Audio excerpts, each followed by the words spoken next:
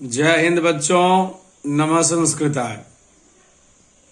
आज हम कक्षा 12वीं की हिंदी की पाठ्य पुस्तक दिगंत भाग 2 से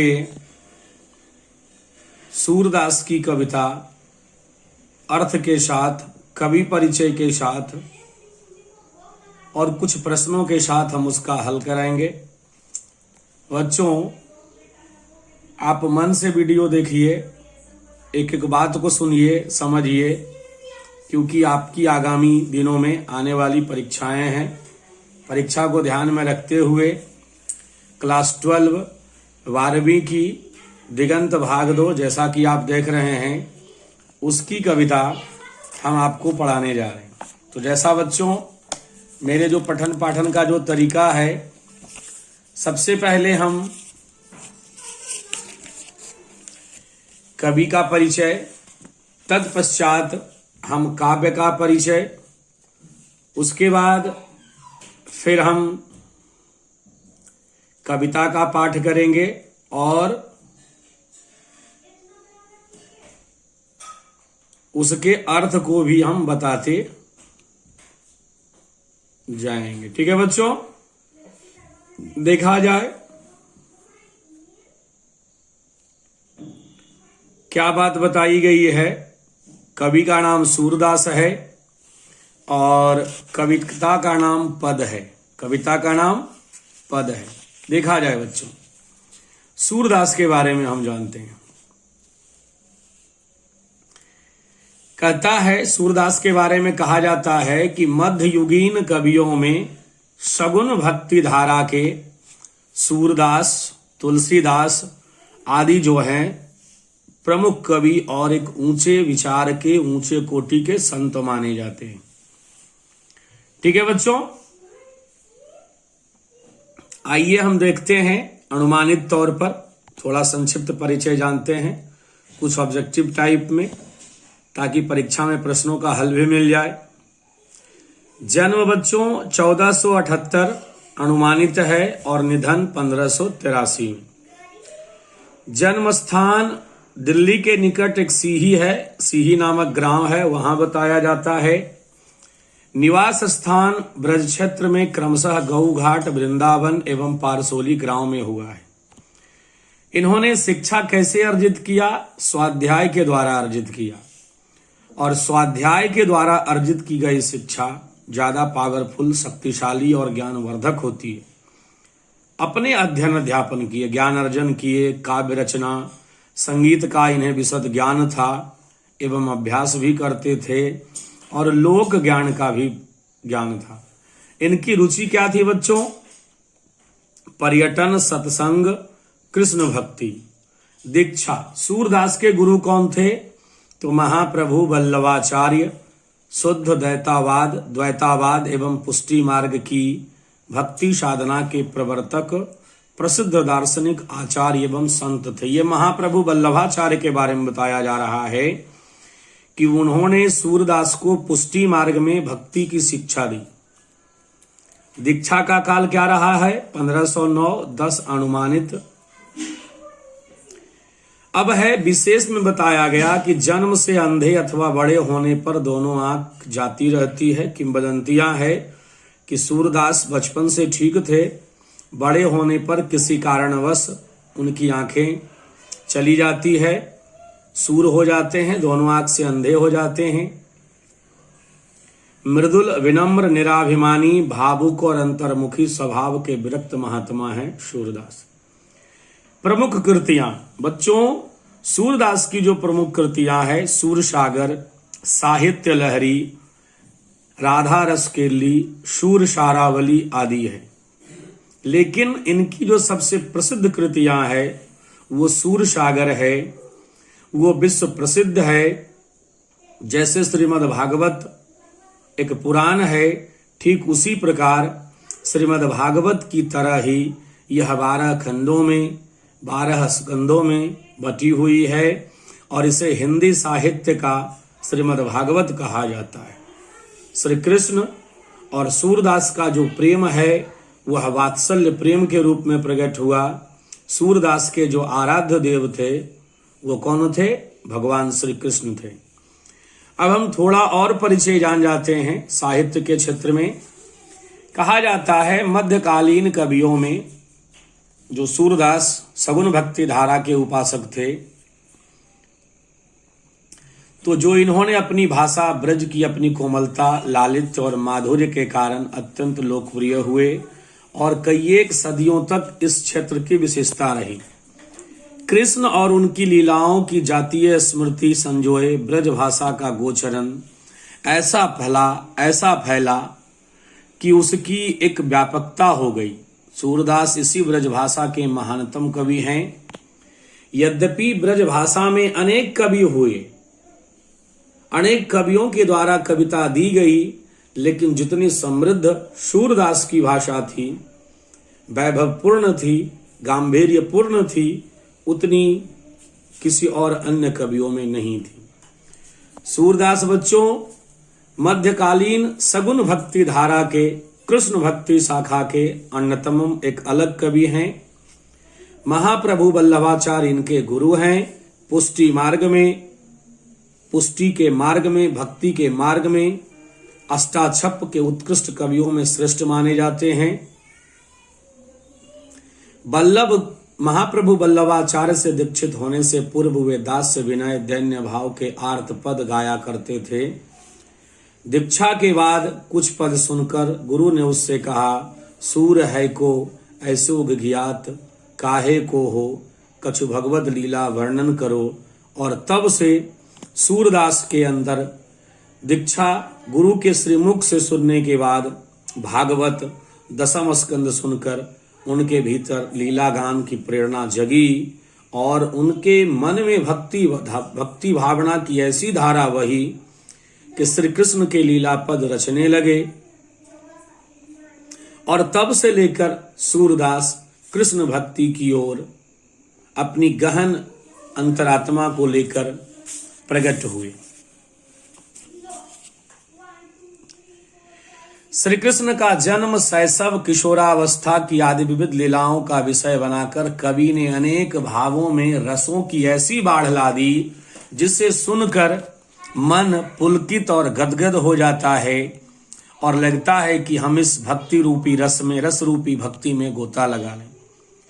सूरदास का जो काव्य है वो 3 विषय प्रधान हैं। इनकी कविता में विनय भक्ति, वात्सल्य प्रेम, श्रृंगार रस इत्यादि का समावेश मिलता है। वात्सल्य के तो विश्व में अद्वितीय, वात्सल्य का मतलब बच्चों अपने से छोटों को प्रेम देना वात्सल्य प्रेम या वात्सल्य रस कहलाता है।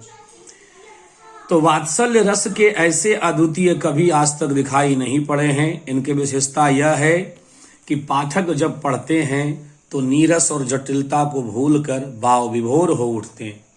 भक्ति और श्रृंगार को एक कर देने वाले, उनके प्रेम में संयोग और वियोग की दशा को संबंधित हजारों पद ने इन्होंने सार्वभौम कर करके मानव हृदय को मर्मी ज्ञाता और एक गहन चिंतक बना लिया। सूरदास के पदों में गीति कला अपने शिखर पर पहुंचती है। कविता, संगीत, चित्रकला, मूर्ति कला आदि का एक ऐसा एकत्र सामान्य समागम अन्यत्र दुर्लभ है। संगीत के संसर्ग में उनके पदों में जैसे पंख लग जाते हों, कंठ आ जाते हैं। स्वरों के उनके पद पुष्प की तरह पंखुड़ियां खोलकर इस प्रकार मानव के मन मस्तिष्क में बैठ जाते हैं। अपने काव्य और कला से सूरदास ने अपने समय में समाज में सामंती, सामाजिक विभेद, विदेशी आक्रमण, सांस्कृतिक पराभव, मान मर्दन, निर्धनता इत्यादि को सब कुछ धोकर बहा दिया और स्फूर्ति की एक नई किरण लोकमानस में संचार किया। लोक जीवन के मानसिक अवरोधों को दूर कर दिव्य कामना, आशा और उत्साह की एक नई सीमा को जगाया। अब बच्चों हम थोड़ी कविता का परिचय जान जाते हैं। कविता क्या कह रहा है? यहां पर 2 पद वात्सल्य रस से विभोर सूर सागर से संकलित है। बच्चों परीक्षा में सवाल आ सकता है कि सूरदास के पद जो हैं कहाँ से लिए गए हैं, तो सूरदास सूरसागर से लिए गए। किस रस में लिखा हुआ है, तो वात्सल्य रस में लिखा हुआ है। इन पदों में सूर की काव्य और कला से संबंधित विशिष्टता, प्रतिभा की अपूर्व झलक मिलती है। दोनों पद में विषय वस्तु, चित्रण, भाषा शैली, संगीत आदि गुणों का प्रकर्ष दिखाई पड़ता है। जहां प्रथम पद कविता में दुलार भरे कोमल मधुर स्वर में एक सोए हुए बालक पुत्र रत्न कृष्ण को एक माता भोर होने की सूचना देते हुए जगाती है, वहीं द्वितीय पद में एक पुत्र अपने पिता की गोद में बैठकर बचपन की कौतुकता करते हुए जो भोजन करता है उसे दिखाया गया है। दोनों ही पद भगवान श्री कृष्ण के ऊपर है और दोनों पदों में प्रेम और भक्ति की मर्म स्पर्शी अंतर्धारा प्रवाहित होती है। घर घर के सुनिश्चित सुपरिचित इन दृश्यों और प्रसंगों में कवि के हृदय का ऐसा योग है कि यह प्रसंग एक अमिट छाप हो जाती है, हमारे लिए चिंतनीय, विचारणीय और सोचनीय हो जाती है कि सूरदास जैसा एक अंधा व्यक्ति भगवान के रूप और गुण का वर्णन कैसे कर सकता है। बच्चों, अब हम कविता को देखेंगे, कविता को पढ़ेंगे। जैसा कि आप देख रहे हैं, एक पद है, दो पद है और यहाँ लिखा गया है कि यह कविता में जो रस है वात्सल्य रस है, प्रेम रस है, करुण रस है ना, और एक माता पिता का प्यार, एक बच्चों को समर्पित है। पिता के तौर पर आप यहाँ भक्ति भावना से ओतप्रोत कवि आप सूरदास को ले सकते हैं कि सूरदास अपने आराध्य देव श्री कृष्ण को जगा रहे हैं। किसको जगा रहे हैं? श्री कृष्ण को जगा रहे हैं। अपने आराध्य भगवान प्रभु नारायण को जगा रहे हैं और जगाते हुए संसार के किन किन चीजों की सूचना देते हैं, आइए हम जानने की कोशिश करते हैं। बच्चों, भगवान को कौन जगा सकता है? भगवान कभी सोते नहीं हैं, बस केवल भक्तों के लिए वो लीला करते हैं। तो यह एक भावना, एक प्रेम ही है कि एक कवि अपने आराध्य देव, अपने भगवान नारायण को जगा रहा। कविता की पंक्ति देखिएगा, सुनने की कोशिश करिएगा, समझने की कोशिश करिएगा, ताकि परीक्षा में किसी प्रकार की कोई कठिनाई नहीं हो। देखा जाए बच्चों, जागिए ब्रजराज कुंवर कवल कुसुम फूलय, कुमुद वृंद संकुचित भय भृंग लता भूलय। क्या कहा जा रहा है बच्चों? सुनिएगा। पहली पंक्ति में नव बिहान सुबह की सूचना, कृष्ण सोए हुए हैं, योगेश्वर कृष्ण पलंग पे पालने में सोए हुए हैं और एक पिता अपने पुत्र को, एक भक्त अपने भगवान को, है ना, सूचित कर रहा है, सूचना दे रहा है कि हे कृष्ण अब तो जाग जाई। देखा जाए, प्रस्तुत जो कविता है बच्चों, कविता के अंतर्गत जो काव्यांश है, जो कविता का जो अंश है, वो तो आपको पहले ही बता चुके हैं कि मध्ययुगीन कवि, मध्यकालीन कवि, सगुण भक्ति धारा के, कृष्ण भक्ति शाखा के प्रमुख कवि सूरदास के द्वारा रचित ग्रंथ सूरसागर से लिया गया है। यह सारी बात तो हम पहले बता दिए हैं। इस पद में कवि सूरदास के द्वारा एक सोए हुए बालक कृष्ण को दुलार भरे नजरों से, प्यार भरे नजरों से, ममता भरे नजरों से, कोमल मधुर स्वर में उन्हें भोर होने की सूचना दी जा रही है। एक माँ अपने बेटे को, एक पिता अपने पुत्र को और एक भक्त अपने भगवान को सूचित कर रहा है। क्या कर रहा है? और सूचना के साथ साथ प्रमाण भी दे रहा है कि देखो सुबह हो गई। प्रमाण, सबूत पेश कर रही है। यशोदा अपने बेटे को जगाने का प्रयास कर रही है। क्या कह रही है कि हे ब्रज के राजकुंवर, हे ब्रज के राज दुलारे, अब तो जाग जाइए, अब तो जाग जाइए। क्यों? क्योंकि कवल कुसुम फूले, सूर्य की जब पहली किरण धरती पे पड़ती है तो सारे कवल कुसुम जो भी पत्ते पुष्प होते हैं वो सब खिल जाते हैं। क्या होते हैं? खिल जाते हैं, है ना। सब प्रकृति का स्वागत करने के लिए प्रफुल्लित हो जाती है। अगली लाइन देखिएगा, कुमुद वृंद संकुचित भय। कुमुद वृंद संकुचित भय, रात को खिलने वाली जो कुमुदनी है, कमल का छोटा रूप है, वो रात में ही खिलती है। जैसे ही दिन हो गया, कुमुद वृंद संकुचित भय, वो संकुचित हो जाते हैं, बंद हो जाते हैं। भृंग लता भूलय, भृंग माने संबंध भवरा से भी हो सकता है, और वो भूल गए हैं, उसी में बंद हो गए हैं, या जो बाहर हैं तो जो पुष्प खिले हैं वो उन पर मंडरा रहे हैं। तो ये जो पद सजीवात्मक वर्णन किया गया, प्रमाणीकरण दिया गया, ये सुबह होने का प्रमाण है और एक सजीवात्मक चित्रण किया गया। अगली लाइन देखिएगा, तमचूर खग रोर सुनहु बोलत वन राई। एक माँ अपने पुत्र को सूचित कर रही है, एक पिता अपने पुत्र को सूचित कर रहे हैं कि हे ब्रज के राज दुलारे, हे ब्रज के राजकुमारे, देखिए तमचूर, सुबह हुई, मुर्गा बांग दे रहा है कि अब तो जागो, यानी कि मुर्गा का बांग देना सुबह का होना है। तमचूर माने मुर्गा, खग माने पक्षी, रोर माने आवाज। सारे जो पशु पक्षी हैं वो आवाज कर रहे हैं, मुर्गा बांग दे रहा है, पक्षियों की चहचहाहट हर तरफ सुनाई दे रही है। बोलत बन राई, और वनों में पेड़ पौधों पर जो पशु पक्षी बैठ रहे हैं उसकी मधुर आवाज एक संगीत की तरह कानों में सुनाई दे रही है। ठीक है।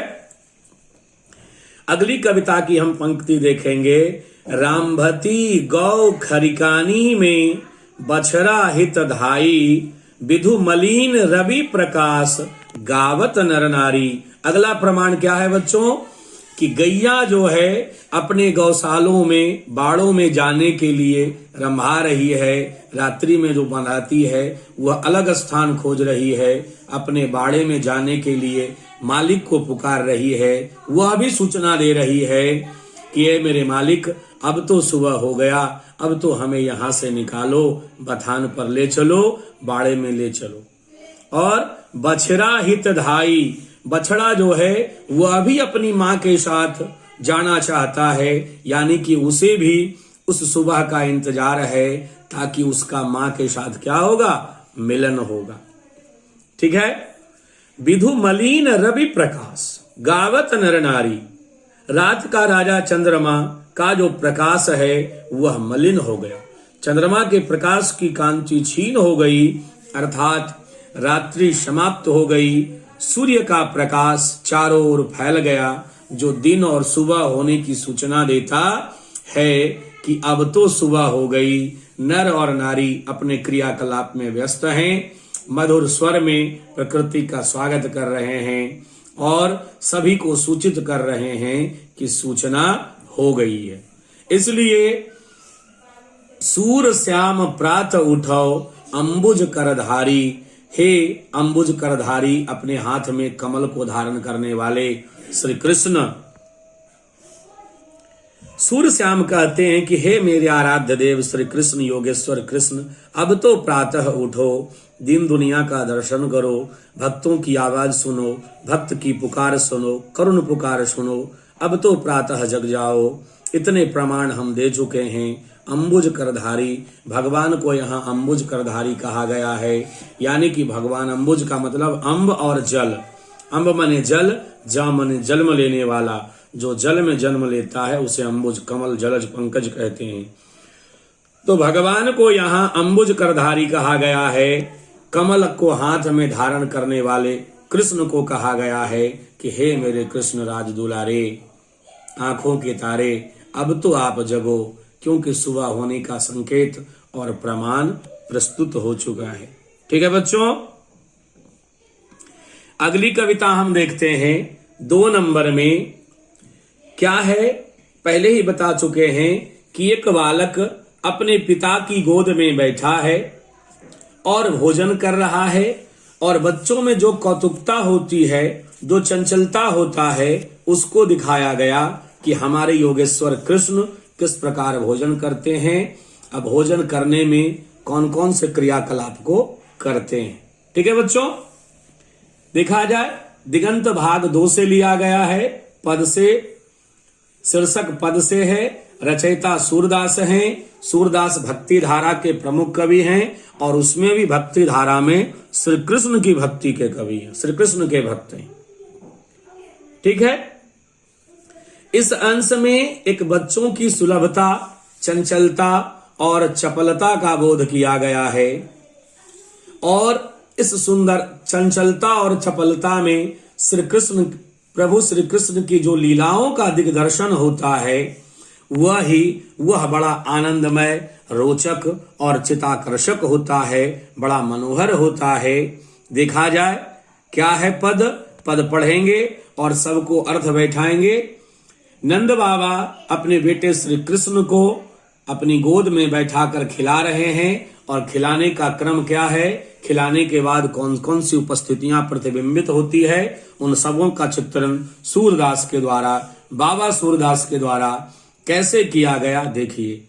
जेवत श्याम नंद की कन्या, जेवत श्याम नंद की कन्या, नंद बाबा के गोद में बैठकर कौन खा रहे हैं, श्री कृष्ण खा रहे हैं। जीव माने जम रहे हैं, कुछ खा रहे हैं। क्या खा रहे हैं बच्चों, तो ये तो बाद में पता चलेगा।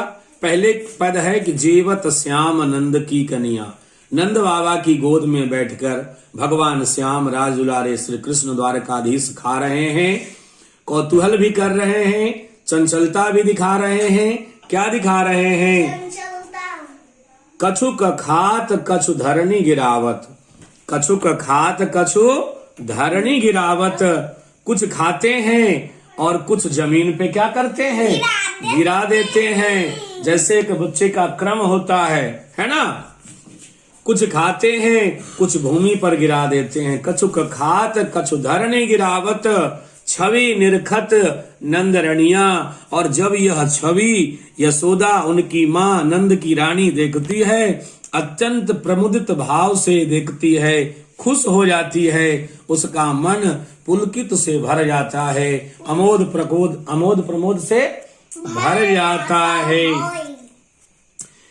अब देखिए भगवान के आतिथ्य में क्या क्या व्यंजन लाया गया है, भगवान को एक माँ अपने पुत्र को क्या क्या खिला रही है देखेंगे।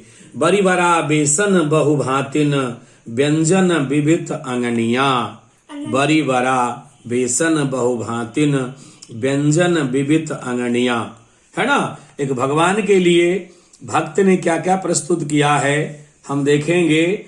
तो भगवान को खिलाने के लिए बेसन से बनी हुई बरी आए हैं, और विभिन्न प्रकार के व्यंजन जो भगवान खा सकें उनके आगे परोसा गया है। बहुभातिन, अनेक प्रकार के व्यंजनों को, अनेक प्रकार के मिष्टानों को, पदार्थों को भगवान के आगे रखा गया है ना। देखा जाए बरी बरा, बेसन की बरी बनी हुई, बहुभातिन, बहुत अनेक प्रकार के व्यंजनों को लाया गया है, भगवान के आगे रखा गया है। अब क्या, डारत खात लेत अपने कर रुचि मानत दधि दुनिया, और भगवान क्या करते हैं कि उन व्यंजनों को अपने हाथों द्वारा खाते हैं, कुछ को तो छोड़ देते हैं, कुछ को जो मिट्टी के पात्र में रखी हुई है उसे भी हाथ में लेते हैं। लेकिन भगवान की इच्छा क्या है, डारत खात लेत अपने खर, हाथ डाल करके अपने हाथ में ले लेते हैं बर्तन में रखी हुई सामग्री को, रुचि मानत दधि धुनिया। लेकिन भगवान का ध्यान, श्री कृष्ण का ध्यान तो कहीं और है, उस दही में है, दही वाली दोनी में है, जिस दोनी में दही रखा हुआ है, भगवान उसमें विशेष रुचि ले रहे हैं, उसके अत्यंत स्वाद को अपने मुख में लगाए हुए हैं। और अब आगे भगवान की चंचलता देखेंगे। मिश्री दधि माखन मिश्रित करी मुख नावत छवि धनिया, और अब अगला क्रम देखिएगा, मिश्री मिलाया हुआ दही तथा माखन को अपने मुख में भगवान नारायण डाल लेते हैं और यह शोभा जो है अत्यंत अवर्णनीय है। इस शोभा का वर्णन किया नहीं जा सकता। बाबा सूरदास लिखते हैं कि मिश्री दधि माखन मिश्रित, दधी में मिश्री मिली हुई है, माखन मिली हुई है और भगवान नारायण, भगवान कृष्ण, योगेश्वर कृष्ण द्वारकाधीश बचपन के रूप में हैं, उसे अपने मुख में नाते हैं। तो ऐसी छवि का वर्णन सूरदास कहते हैं कि करना असंभव है, उसकी शोभा का वर्णन करना असंभव है। अब भगवान की लीला को देखते हैं। आपुन खात नंद मुख नावत, सो छवि कहत न बनिया। भगवान कुछ अपने खाते हैं और इस आनंदमयी शोभा का वर्णन तो सूरदास पहले ही कह दिए कि किया नहीं जा सकता। लेकिन आगे देखा जाए, जिस रस का पान भगवान स्वयं करते हैं वे अपने पुत्र नंद, अपने पिता नंद बाबा के मुख में भी डालते जाते हैं प्रसन्नता के साथ।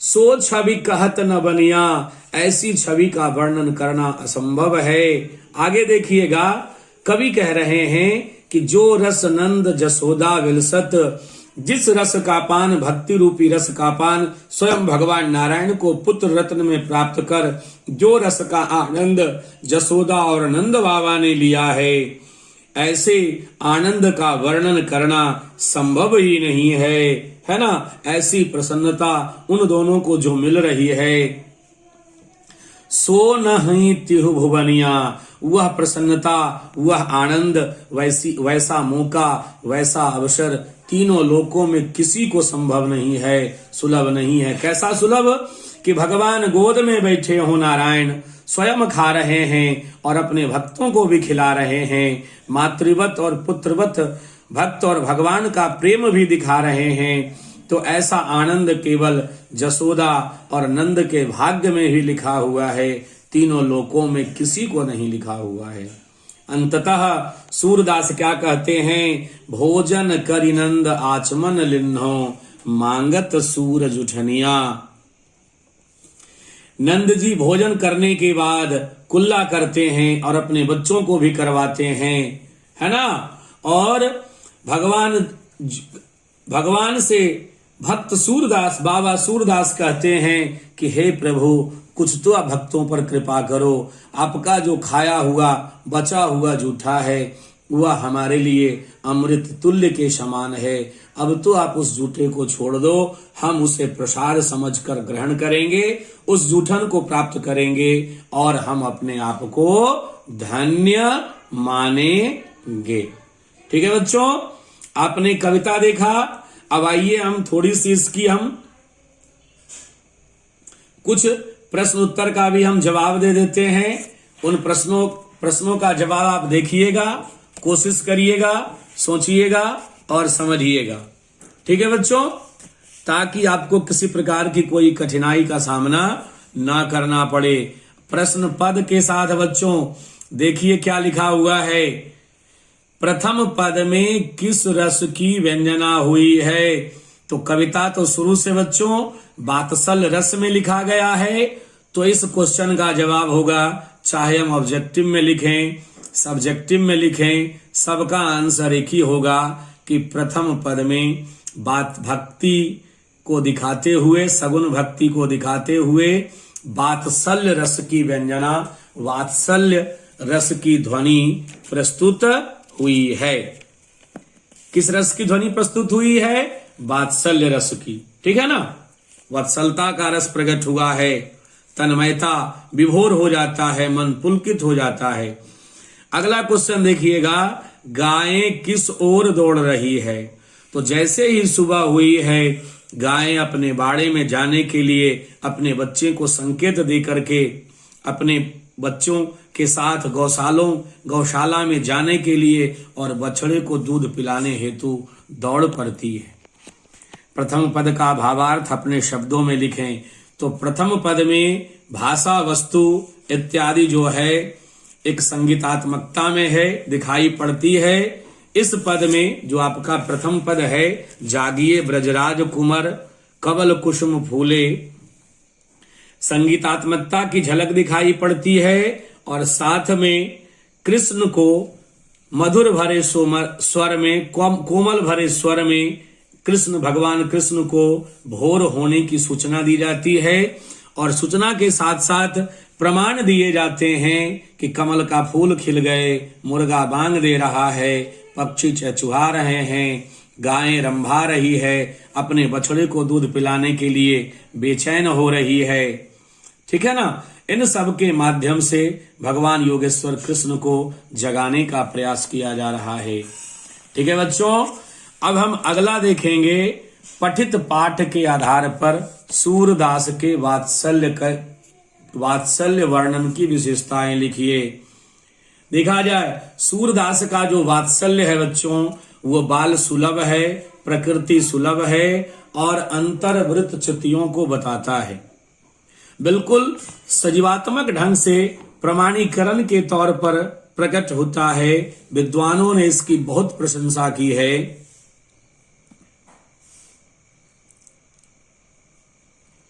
सूरदास का जो वात्सल्य रस है वो भक्ति भावना से ओतप्रोत तो है ही, अपने अंदर पाठक के अंदर एक ऐसी मिसाल को छोड़ती है कि जैसे मन आनंद से पुलकित हो उठता है, गदगद हो उठता है। अब हम बच्चों काव्य सौंदर्य देखेंगे। 5 का क कहता है काव्य सौंदर्य को स्पष्ट करें। कछुक खात कछु धरनी गिरावत, छवि निरखत नंद नरिया। कविता किस प्रकार लिखी गई ये अब हम देखेंगे। तो पहला नंबर जो 5 का क है, कछुक खात कछु धरनी गिरावत, तो रस तो बच्चों वात्सल्य रस ही होगा, लेकिन इसमें भगवान के कृष्ण के खाने के ढंग का वर्णन किया गया है। ब्रज भाषा शैली में लिखी गई है।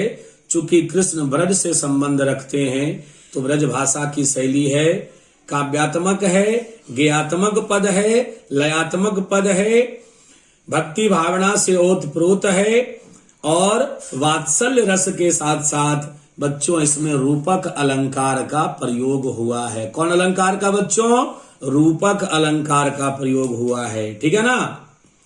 खा नंबर में देखेंगे, भोजन कर आनंद आचमन लिन्ह मांगत सूर जुठनिया।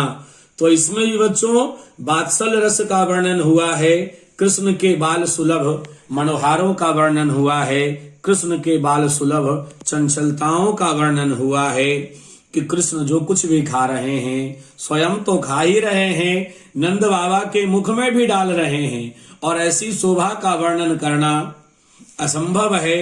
तो वात्सल्य रस से तो कविता ओतप्रोत है ही, अपूर्व समावेश है ही। पद्यांश के अंतर्गत रूपक अलंकारों का प्रयोग हुआ है। ग नंबर, आपुन खात नंद मुख नावत, सो छवि कहत न बनिया। सो छवि कहत न बनिया। देखा जाए,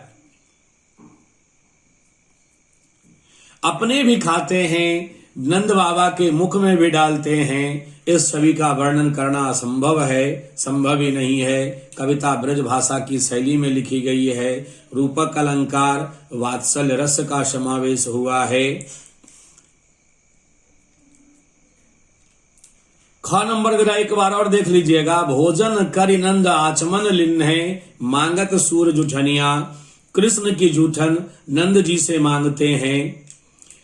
ब्रज की शैली में लिखा गया है, भोजन के बाद नंद बाबा श्याम का हाथ धोते हैं और जो क्रम है, जो सिलसिला है, जो आनंद है, वह वत्सलता के साथ प्रकट हुआ है। अभिव्यक्ति भाषा बिल्कुल सरल है, सहज है, प्रवाहमय है, भक्ति रस से ओतप्रोत है और अलंकार के दृष्टिकोण से रूपक अलंकार का प्रयोग हुआ है। अब हम बच्चों 6 नंबर क्वेश्चन देंगे, कृष्ण खाते समय क्या क्या करते हैं। तो कविता बता ही दी गई है कि कृष्ण के खाते समय बाल सुलभ मनोवृत्तियों को, बाल सुलभ चंचलताओं को, कौतुकता का वर्णन किया गया और भगवान कौतुकता करते हुए भोजन को करते समय कुछ खाते हैं, कुछ धरती माता को भी तृप्त करवाते हैं। उनको जो खिलाया जा रहा है, जो भगवान खा रहे हैं, ग्रहण कर रहे हैं, धरती पर गिरा रहे हैं, यह सब देखकर नंद बाबा यशोदा आनंद से पुलकित हो उठते हैं। और एक भक्त बाबा सूरदास, वो भी, उनका मन भी गदगद हो जाता है कि ऐसी चित्तवृत्ति हमें कहीं देखने को नहीं मिलती है ना। बरी बरा इत्यादि बहुत प्रकार के व्यंजन को खाते हैं, करते हैं।